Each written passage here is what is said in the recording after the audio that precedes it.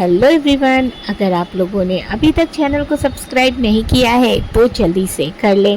साथ ही स्टोरीज को शेयर कर दीजिएगा। सूरज रुद्र और कार्तिक के साथ ही कॉलेज में पढ़ा था, लेकिन उन दोनों की सूरज से कभी नहीं बनी थी और ना ही आज बनती थी। रुद्र सूरज की गहरी दुश्मनी थी, जिसके बारे में उसके कई करीबी जानते थे। ऐसे तो सूरज का कभी बिजनेस में कोई खास इंटरेस्ट नहीं था। वो तो बस अपने भाई की मेहनत की कमाई को पब डिस्को और अपनी ऐशो आराम में उड़ाता था। लेकिन जाने कैसे आज बिजनेस का नाम लेकर यहाँ आया था। कैलाश का नाम सुनकर रम्या फिर से चेक करती है और रुद्र की तरफ देखकर बोली, जी सर, मिस्टर कैलाश बंसल की आज आपके साथ मीटिंग थी। रुद्र सूरज की तरफ देखकर बोला, मिस्टर कैलाश कहाँ है? तुम यहाँ क्यों आए हो? सूरज अंदर आते हुए, क्या यार, हम सिर्फ पार्टनर थोड़ी ही हैं, इतने अच्छे कॉलेज के फ्रेंड्स भी तो हैं। अब गले ना सही, कम से कम हाथ ही मिला लो। वो होठों पर मुस्कान सजाए अपना हाथ आगे बढ़ा देता है। रुद्र उसके हाथ को इग्नोर कर उससे घूरते हुए बोला, मुद्दे पर आओ, क्यों आए हो यहाँ? सूरज को खुद का यूं इस तरह इग्नोर होना देख बहुत गुस्सा आता है, लेकिन वो अपने गुस्से को हंसी में छुपा लेता है। ओके ठीक है, मुद्दे पर आते हैं सीधे। मैं तो बस यहाँ हमारी कंपनी के साथ हुई डील की कॉपी और तुमसे उसमें जो चेंज किए हैं उनकी डिटेल्स लेने आया था। अब मेरे प्यारे कैलाश भैया की तबीयत कुछ ठीक नहीं थी, इसीलिए उन्होंने अपनी जगह मुझे भेजा है। अब आखिर में सारे बिजनेस को आगे मैं ही संभालूंगा, तो बस सोचा शुरुआत इसी प्रोजेक्ट से करूं। तो अब भैया की जगह इस प्रोजेक्ट को मैं हैंडल करने वाला हूं। रुद्र साइड ड्रॉअर खोलता है, लेकिन वहां फाइल नहीं थी। फिर वो रम्या की तरफ देखकर बोला, मिस रम्या, मिस्टर बंसल के प्रोजेक्ट की फाइल कहाँ है, जो 2 दिन पहले मैंने आपको दी थी? रम्या सोचने लगी। दरअसल उसे नहीं याद था कि वो फाइल उसने कहाँ रखी है। रुद्र उसके चेहरे के एक्सप्रेशन को देखकर समझ जाता है कि वो भूल गई उसने फाइल कहाँ रखी। रुद्र को गुस्सा आ रहा था। रम्या उसके डार्क एक्सप्रेशन देखकर थोड़ा घबरा जाती है। वो जल्दी से बोली, सर बस 2 मिनट दीजिए, हम अभी फाइल ढूंढ कर देते हैं। सूरज बड़ी दिलचस्पी से रम्या के घबराए हुए चेहरे को देख रहा था। रम्या तुरंत सारी फाइलों में उस फाइल को ढूंढने लगती है। सूरज की घटिया नजरें रम्या पर देखकर रुद्र का खून खौल उठता है। उसका दिल किया वो यहीं पर उसे जिंदा गाड़ दे। वो बड़ी मुश्किल से अपनी मुट्ठियां भींचकर अपना गुस्सा जब्त करता है और जोर से चिल्लाकर बोलता है, मिस रम्या, अपने कैबिन में जाइए। उसके इतनी जोर से चिल्लाने से रम्या एकदम घबरा जाती है। वहीं कार्तिक और सूरज भी उसे देखने लगे। रम्या अपने हाथ में पकड़ी हुई फाइल आगे करके डरते हुए बोली, सर फाइल। रुद्र गुस्से से उसके हाथ से फाइल छीनकर दांत पीसते हुए बोला, अपने कैबिन में जाओ। उसके इस तरह बोलने से रम्या बुरी तरह से सहम जाती है और एक नज़र कार्तिक और सूरज को देखकर वो तुरंत ही वहां से बाहर निकल जाती है। सूरज बड़ी दिलचस्पी से रुद्र के चेहरे के एक्सप्रेशन देख रहा था। रुद्र फाइल को लगभग पटकने के अंदाज में सूरज के आगे फेंकते हुए बोला, इसे उठाओ और दफा हो जाओ यहाँ से।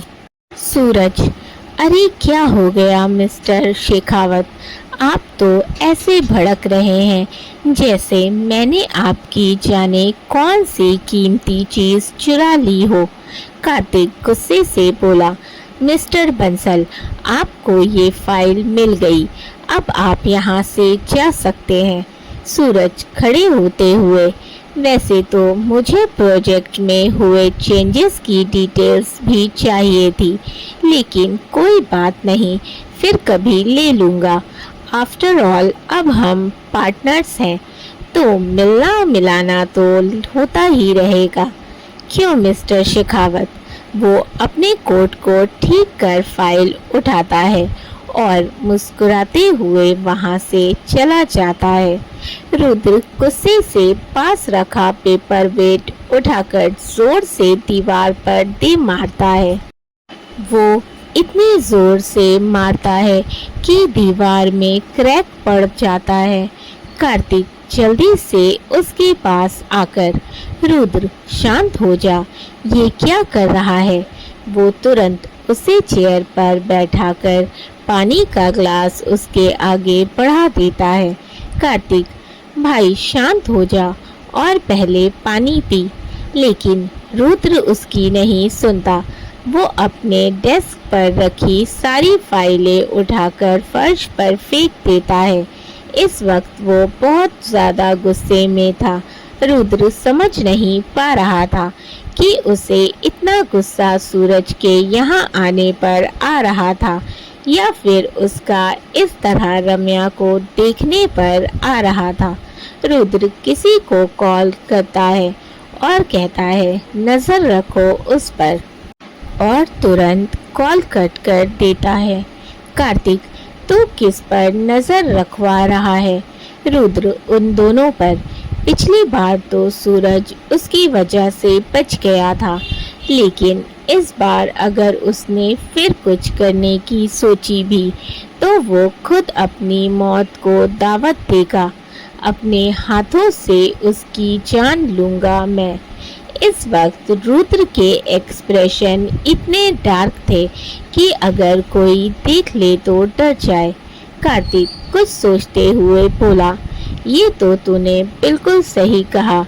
इस सूरज के यहाँ आने के पीछे कुछ तो गड़बड़ लग रही है, क्योंकि जो लड़का काम की तरफ कभी देखता भी नहीं, जिसका पूरा दिन क्लब, डिस्को और बार में बीतता है, आखिर वो बिजनेस कैसे ज्वाइन कर रहा है? और शुरुआत उस कॉन्ट्रैक्ट से जो हमने मिस्टर बंसल के साथ साइन की है। रुद्र किसी गहरी सोच में गुम था। तभी कार्तिक का फोन रिंग होता है। वो स्क्रीन पर दादी माँ का नाम देखता है, फिर एक नज़र रुद्र को देखता है जो किसी गहरी सोच में गुम था। कार्तिक चुपचाप कैबिन से बाहर चला जाता है। इधर रम्या अपने कैबिन में बैठी थी। उसकी आंखें आंसुओं से भरी हुई थी। रुद्र का उस पर इस तरह चिल्लाना उसे बहुत हर्ट कर गया था। वैसे तो रुद्र उसका बॉस था और यहाँ गलती भी रम्या की थी, क्योंकि उसने फाइल ठीक से नहीं रखी थी। इस पर रुद्र का उस पर गुस्सा करना गलत नहीं था, ये रम्या सोच रही थी, क्योंकि उसे तो यही लगा था कि रुद्र ने उसे उसकी गलती पर डांटा है। लेकिन सच तो ये था कि रुद्र को रम्या पर सूरज की नज़रें बर्दाश्त नहीं हो रही थी। वो बस रम्या को सूरज के सामने से किसी भी तरह हटा देना चाहता था। उसे नहीं बर्दाश्त था कि सूरज रम्या की परछाई भी देखे, लेकिन यहाँ रम्या उदास हो गई थी। उसका रोने का दिल कर रहा था।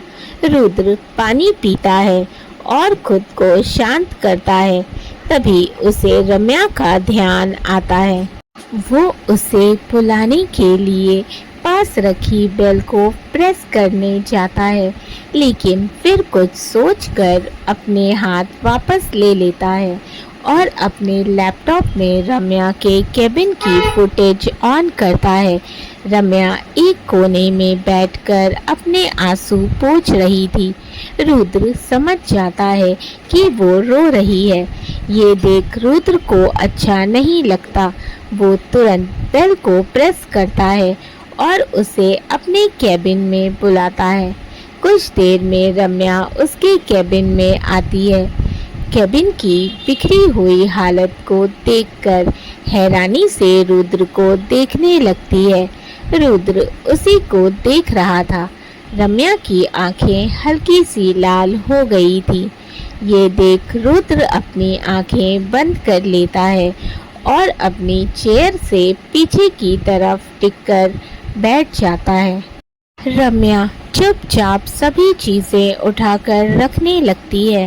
कुछ देर में सारा कैबिन साफ कर देती है। इस बीच रुद्र ने एक बार भी अपनी आंखें नहीं खोली थी, लेकिन वो रम्या को काम करते हुए महसूस कर रहा था। रम्या एक गहरी सांस लेती है, फिर एक कॉफी का मग लेकर रुद्र के आगे रखकर थोड़ा डरते हुए बोलती है, सर आपकी कॉफी। रुद्र आंखें खोल हैरानी से उसे देखने लगता है, क्योंकि इस वक्त सच में उसे उसके हाथ की कॉफी चाहिए थी, क्योंकि उसका सर दर्द हो रहा था। रम्या जब उसे खुद की तरफ इस तरह देखता पाती है तो थोड़ा घबरा जाती है। उसे लगा शायद उसने उसे कॉफी देकर कोई गलती कर दी। रुद्र के डांटने के डर से वो जल्दी से बोली, हमें लगा कि आपके सर में दर्द है, इसीलिए वो आगे बोलती। उससे पहले रुद्र उसके हाथ से मग ले लेता है।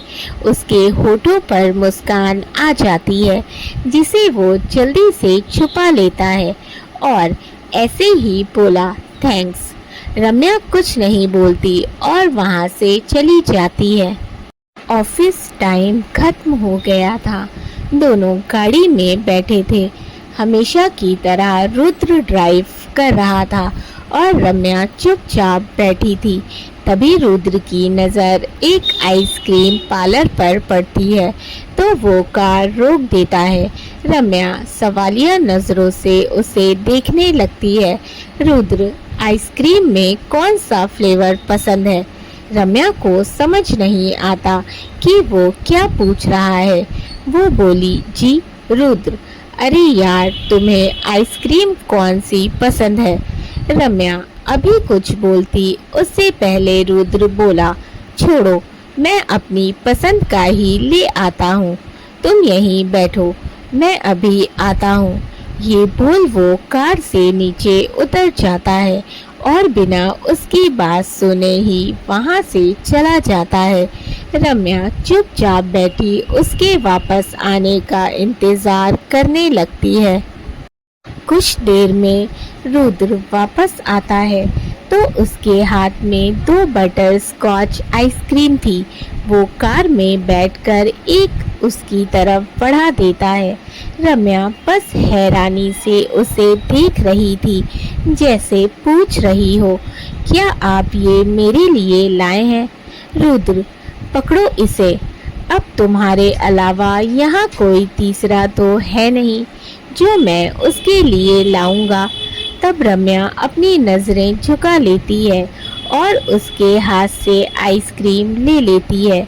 रुद्र अपने हाथों में पकड़ी हुई आइसक्रीम को देखता है। आज वो पूरे 5 साल बाद आइसक्रीम खाने जा रहा था, वो भी बस रम्या के लिए। दरअसल इन 5 सालों में रुद्र ने अपनी हर उस फेवरेट चीज़ को छोड़ दिया था जो उसे उसके बीते दिनों की याद दिलाती थी।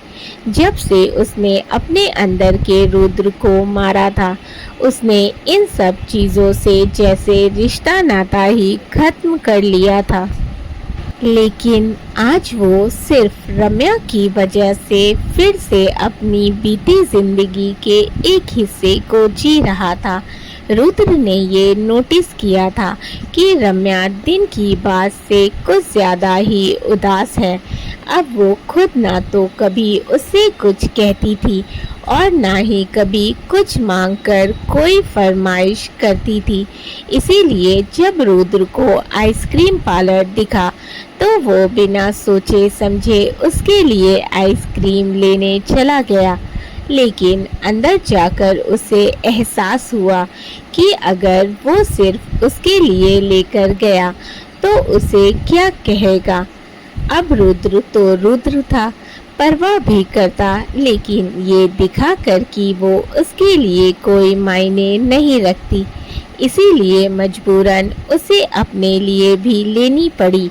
वही सब सोचते सोचते आइसक्रीम खत्म हो जाती है। रुद्र वापस गाड़ी स्टार्ट कर देता है। कुछ देर में दोनों शेखावत विला पहुंच जाते हैं। दोनों जैसे ही हॉल में आते हैं तभी एक लड़का भागते हुए आता है और कसकर रुद्र के गले लग जाता है। रुद्र थोड़े गुस्से से, सुमेर छोड़ मुझे, पता है ना मुझे तेरा इस तरह चिपकना बिल्कुल पसंद नहीं है। सुमेर हंसते हुए उससे अलग होता है। ये है सुमेर शेखावत, रुद्र का छोटा भाई। वैसे तो सुमेर रुद्र का कजिन है, उसकी बुआ जी का बेटा, लेकिन रुद्र के लिए उसके सगे भाई से भी बढ़कर। भले ही सुमेर रुद्र का छोटा भाई है, लेकिन रुद्र और कार्तिक दोनों ही उसे दोस्त की तरह मानते थे। सुमेर जब 1 साल का था तभी उसके मॉम डैड अलग हो गए थे। सुमेर की मॉम उसे लेकर अपने घर शेखावत विला आ गई थी, लेकिन जब वो 2 साल का हुआ तब उसकी मॉम की बीमार रहने की वजह से डेथ हो गई। तब रुद्र के मॉम डैड ने सुमेर को अपने पास रख लिया। कुछ साल बाद उनके एक्सीडेंट के बाद दोनों को शारदा जी और शैलेंद्र जी ने ही पाला। सुमेर घर में सबसे छोटा था, इसीलिए वो सभी का लाडला था, सबसे ज़्यादा रुद्र का। कुछ समय बाद सुमेर अपनी स्टडी के लिए अमेरिका चला गया। शैलेंद्र जी के डेथ के बाद अब जाकर वो पूरे 5 साल बाद वापस आया था। गोरा रंग, नीली आंखें, हाइट में वो बिल्कुल रुद्र और कार्तिक जैसा ही था, लेकिन नेचर में उनसे बिल्कुल अपोजिट था। जहाँ रुद्र थोड़ा शांत और गुस्सैल नेचर का था, वहीं सुमेर चुलबुला और नटखट था। मस्ती मजाक में तो वो कार्तिक से भी ज़्यादा आगे था, और उसकी एक आदत जिससे सब परेशान थे, उसकी बोलने की और लड़कियों से फ्लर्ट करने की आदत। और उसकी यही आदत यहाँ काम आने वाली थी। अब बेचारे की पर्सनैलिटी ही ऐसी थी कि जहाँ जाता वहाँ लड़कियाँ उसे घेर लेती। बस ये कह सकते हैं कि समझदारी किसे कहते हैं, ये बेचारे को पता ही नहीं था। सुमेर रुद्र से अलग होकर बोला, भाई आप तो मुझे भूल ही गए, लेकिन मैं आपको नहीं भूला। ये बोल वो फिर से उसे कसकर गले लगा लेता है। रुद्र चिढ़ते हुए, सुमेर छोड़ मुझे, मैंने कहा ना मुझसे ऐसे चिपका मत कर। शारदा जी और कार्तिक किनारे खड़े उन्हें देखकर हंस रहे थे। रुद्र और सुमेर को देख रम्या को भी हंसी आ जाती है। सुमेर रुद्र से अलग होकर बोला, जाइए छोड़ दिया आपको, आप भी क्या याद रखेंगे कि कितना प्यारा भाई मिला है। रुद्र चिढ़कर आकर सोफे पर बैठ जाता है। तभी सुमेर की नज़र रम्या पर जाती है। वो जल्दी से बोला, ये इतनी ब्यूटीफुल मिस कौन है? रम्या हैरानी से उसे देखने लगी। शारदा जी आगे आकर बोली, सुमेर यही तो हैं रूमी, जिनके बारे में हमने आपको बताया था।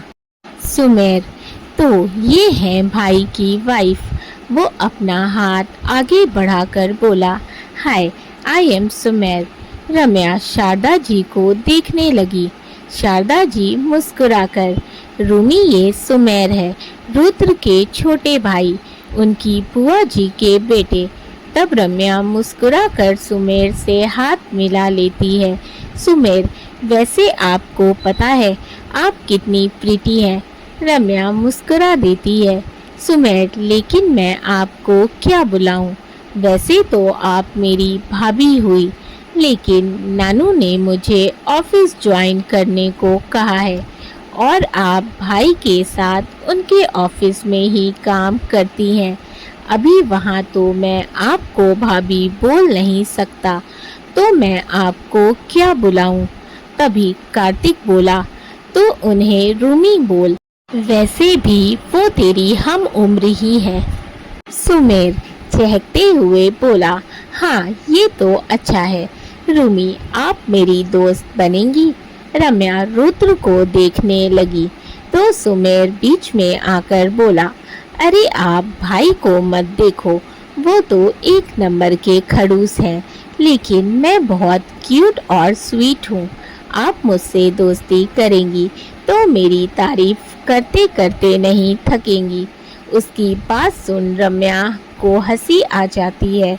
सुमेर तो दोस्त। रम्या मुस्कुराकर उससे हाथ मिला लेती है। रुद्र जो कब से सोफे पर बैठा उन दोनों को देख रहा था, वो चिढ़ते हुए बोला, अब अगर तुम दोनों का भरत मिलाप हो गया हो तो डिनर करें। सुमेर, हाँ मेरे पेट में चूहे कूद रहे हैं। शारदा जी, रुद्र और रूमी, आप दोनों जाकर फ्रेश हो जाइए। सुमेर और कार्तिक, आप भी जाइए। कुछ देर में सभी डाइनिंग एरिया में बैठे थे। रुद्र, सुमेर तूने आने से पहले बताया क्यों नहीं? सुमेर, भाई अगर मैं बता देता तो आपको सरप्राइज कैसे देता? वैसे नानू और कार्तिक भाई को पता था। कार्तिक भाई तो आए थे मुझे एयरपोर्ट से लेने। रुद्र कार्तिक की तरफ देखकर, तो ये था तेरा जरूरी काम जो तू ऑफिस छोड़ के इस बंदर को लेने गया था। सुमेर मुंह बनाकर शारदा जी से बोला, नानू देखिए भाई को, मुझे फिर से बंदर कह रहे हैं। शारदा जी रुद्र को डांटते हुए बोली, रुद्र आप सुमेर को परेशान मत कीजिए। सुमेर, भाई अब मैं बड़ा हो गया हूँ, आप मेरी दोस्त के सामने मेरी इंसल्ट मत कीजिए। वो रम्या की तरफ देखकर बोला तो सभी हंसने लगे। शारदा जी, अच्छा अब आप सब मजाक बंद कीजिए। रुद्र हम आपसे बात करना चाहते हैं।